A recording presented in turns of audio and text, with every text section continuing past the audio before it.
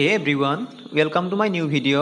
আজিৰ এইটো ভিডিঅ'ত আমি শিকিম বেন ডাউনৰ অসমীয়া অৰ্থ কি বা ইয়াৰ অসমীয়া মিনিং কি আৰু ইয়াৰ এটা ইংৰাজী প্ৰতিশব্দ কি। তো এভৰিৱান, এইটো এটা সৰু ভিডিঅ' শেষলৈ চাবচোন।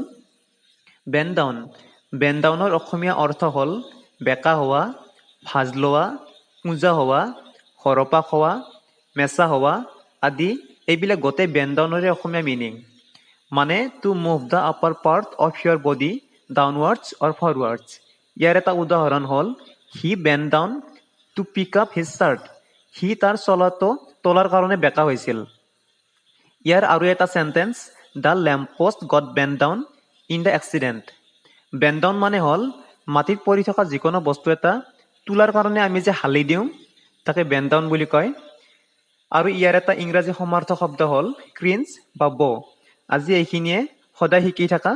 ভিডিঅ'টো চোৱাৰ বাবে ধন্যবাদ।